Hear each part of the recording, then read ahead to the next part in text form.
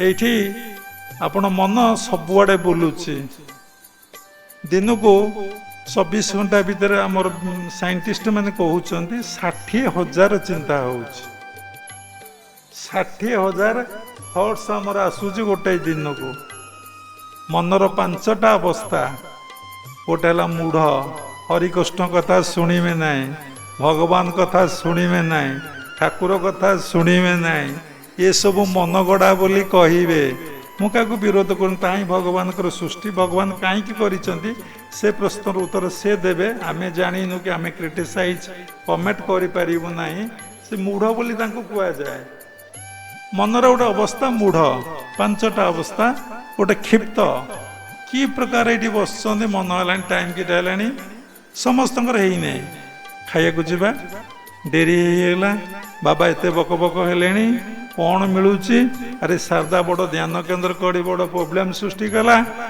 କେତେଙ୍କର ଇଚ୍ଛା ନାହିଁ ନାହିଁ ବାବା କୁହନ୍ତୁ। କନସେନ୍ଟ୍ରେସନ୍ ଆସିଲେ ଆପଣଙ୍କର ସମୟ ଜ୍ଞାନ ବା ସ୍ଥାନ ଜ୍ଞାନ କି କ'ଣ ଆପଣଙ୍କୁ ହେଉଛି ଆପଣ ଜାଣିପାରିବେ ନାହିଁ। ମନର ଏକାଗ୍ରତା ଆସିଲେ ଆପଣ ହଜିଯିବେ, ମଜିଯିବେ, ଆପଣ ଜାଣିପାରିବେନି place consciousness, time consciousness and body consciousness knowledge. ଯେ ପ୍ରକୃତ ଧ୍ୟାନ ଯାହା ଜୀବନରେ ହେଇଥାଏ ସେ କଥାଟି ଜାଣିଥାଏ। ଯାହା ଜୀବନରେ ଧ୍ୟାନ ହେଇନାହିଁ ସେ କଥା ଜାଣିନାହିଁ। ଧ୍ୟାନର ସଂଜ୍ଞା କାହାକୁ ଜଣା ନାହିଁ। ଆଉ ଯିଏ ଜାଣିଛି, ପ୍ରୟାସ କରୁ କରୁ ଗୁରୁଙ୍କର କୃପା ଆଉ ପୂର୍ବଜନ୍ମର ସଂସ୍କାର ଆଉ ଭଗବାନଙ୍କର କୃପା ହେଲେ ଧ୍ୟାନ ହୋଇପାରେ। ଦେଖନ୍ତୁ ମନ ସବୁଆଡ଼େ ବୁଲୁଛି, କ୍ଷିପ୍ତ ବିକ୍ଷିପ୍ତ। ମନର ଏକାଗ୍ରତା ଅବସ୍ଥା ଆସିଲାଣି।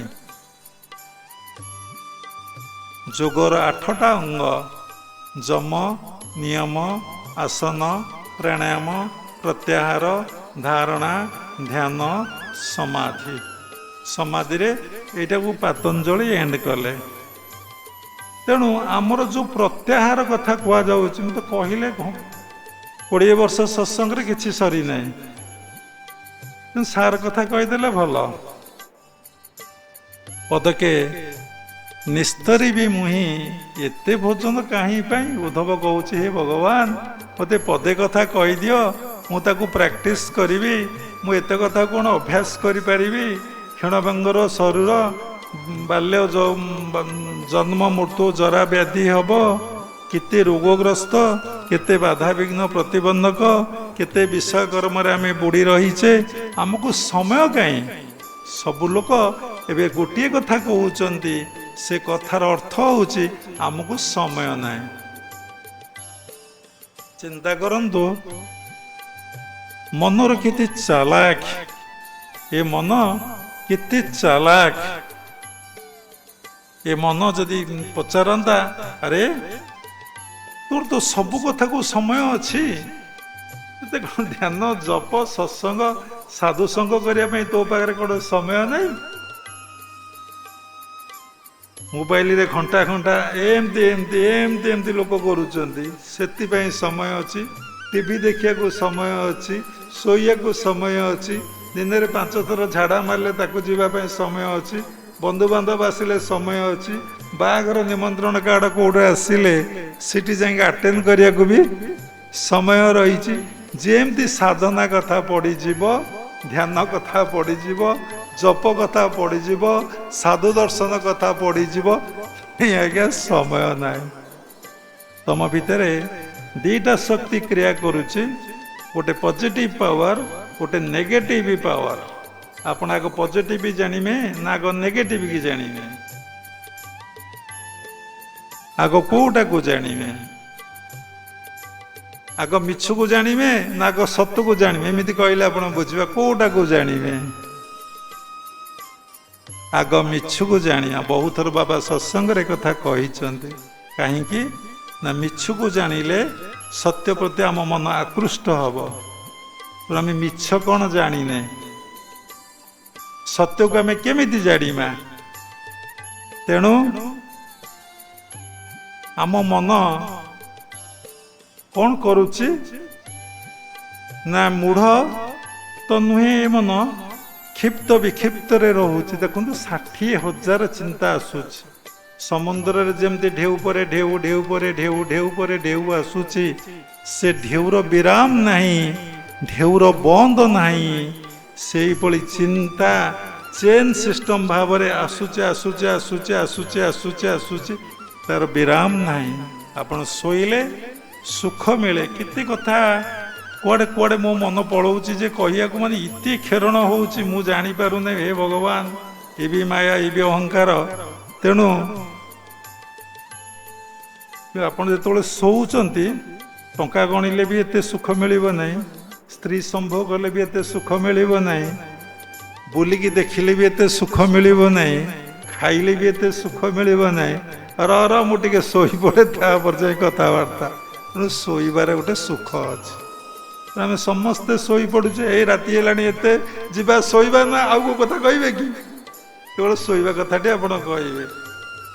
ଥରେ ଚିନ୍ତା କରି ଦେଖନ୍ତୁ, ଆପଣ ତ ସବୁ ବିଜ୍ଞାନ ଯୁଗର ଲୋକ, ଚନ୍ଦ୍ରପୃଷ୍ଠରେ ପହଞ୍ଚି ପୁଣି ସୂର୍ଯ୍ୟ ପାଖକୁ ଯିବାକୁ ବସିଲେଣି, ମଙ୍ଗଳ ପାଖକୁ ଗଲେଣି, କୋଉ କେତେ ପେତୁ ଯାଉଛନ୍ତି ଯାଆନ୍ତୁ, କିନ୍ତୁ ନିଜ ଭିତରେ ଏଇଠି ଯିଏ ଯୋଉଠି ଅଛନ୍ତି ପରମ ପିତା ପରମ ବ୍ରହ୍ମ, ସେଠି ମନ କିନ୍ତୁ ଯାଇପାରିବ ନାହିଁ। କିନ୍ତୁ ଯେତେବେଳେ ଆମେ ଶୋଉଛେ, ଚିନ୍ତା କରି ଦେଖନ୍ତୁ, ଆମ ମନ ଶୋଉଛି ଶୋଉଛି, ଆମ ଶ୍ୱାସ ପ୍ରଶ୍ୱାସ ଶୋଉଛି। ଏ ପଞ୍ଚଭୌତିକ ଶରୀର, ସ୍ଥୂଳ ଶରୀରଟା ଆମର କ'ଣ କରୁଛି? ବିଶ୍ରାମ ନେଉଛି। ଯଦି ଆମର ମନ ଶୁଅନ୍ତା, ଆମେ କ'ଣ ସ୍ୱପ୍ନ ଦେଖନ୍ତେ? ଏବେ ସ୍ୱପ୍ନ ଦେଖନ୍ତେ ନାହିଁ। ମନକୁ କିଏ ପରିଚାଳିତ କରୁଛି? ନା ଆମର ଶ୍ୱାସ ପ୍ରଶ୍ୱାସ ହିଁ ପରିଚାଳିତ କରୁଛି। ଇନ୍ଦ୍ରିୟାଣାଂ ମନନାଥ, ମନନାଥସ୍ଥ ମାରୁତ, ମାରୁତସ୍ଥ ଲୟନାଥ, ସ ଲୟନାଥ ନାଦମାଶ୍ରିତ। ସମସ୍ତ ଇନ୍ଦ୍ରିୟ ମାନଙ୍କର ନାଥ ହେଲା କିଏ? ନା ମନ। ମନର ନାଥ କିଏ ହେଲା? ନା ପବନ। ଚଲେ ବା ଚଲେ ଚିତ୍ତମ୍ ନିଶ୍ଚଲେ ନିଶ୍ଚଲେ ଭବେତ୍। ବାତ ଚଳିଲେ ଚିତ୍ତ ମନ ଚଳିବ, ଶ୍ୱାସ ବନ୍ଦ ହେଲେ ମନ ବନ୍ଦ ହବ। ଶ୍ୱାସ ଯେପର୍ଯ୍ୟନ୍ତ ବନ୍ଦ ହେଇନାହିଁ, ମନ ବନ୍ଦ ହେଇନାହିଁ। ମୋ କହିବାର ଅର୍ଥ, ଯଦି ମନ ଶୋଇପଡ଼ିବ, ସମସ୍ତେ ଶୋଇଲେ ସ୍ୱପ୍ନ ଦେଖନ୍ତି, କିନ୍ତୁ କେହି ଜାଣିପାରନ୍ତି ନାହିଁ। ଡିପ୍ ସ୍ଲିପ୍ ଜମା 2 ଘଣ୍ଟା ଖଣ୍ଡ ହୁଏ, ତାପରେ ଲୋକ ପଡ଼ିଥାଏ, ସ୍ୱପ୍ନ ଦେଖୁଥାଏ, କାହାର ମନେ ରହେ, କାହାର ମନେ ରହେ ନାହିଁ। ତେଣୁ ଜାଗ୍ରତ, ସ୍ୱପ୍ନ, ସୁଷୁପ୍ତି, ତୁରୀୟ, ତୁରୀୟାତୀତ ଅବସ୍ଥା ସାଧନା କଲେ ଆପଣମାନେ ଜାଣିପାରିବେ। ତେଣୁ ସ୍ୱପ୍ନ ଅବସ୍ଥାରେ ମଣିଷର, ଏଠି କହିବାର ତାତ୍ପର୍ଯ୍ୟ, ଯଦି ପଞ୍ଚଭୌତିକ ଶରୀର ଶୋଇଲେ ଏତେ ରେଷ୍ଟ ନେଉଛି, ଏତେ ଆନନ୍ଦ ପାଉଛି, ଯଦି ଇଏ ସୂକ୍ଷ୍ମ ଶରୀର ଶୋଇବ, ସୂକ୍ଷ୍ମ ଶରୀରଟା ହେଉଛି ମନ ଶ୍ୱାସ, ଇଏ ଯଦି ବିଶ୍ରାମ ନେଇଯିବେ, ତାହେଲେ କ'ଣ ମିଳିବ? ସମାଧି ହବନି, ଆନନ୍ଦ ଆନନ୍ଦ ଆନନ୍ଦ ଆନନ୍ଦ ଆନନ୍ଦ ମିଳିବ। ତେଣୁ ତାର ଟେକ୍ନିକ୍ ଆମେ ଶିଖିଲେଣି। ଆମେ ତତ୍ତ୍ୱଗୁରୁ କଲେ, ତତ୍ତ୍ୱଗୁରୁ କହିଦେବେ ଏ ମନ କିଭଳି ଭାବରେ 0 ଡିଗ୍ରୀରେ ପହଞ୍ଚିବ, ଏ ଶ୍ୱାସ କିଭଳି ଭାବରେ 0 ଡିଗ୍ରୀରେ ହିଁ ପହଞ୍ଚିବ।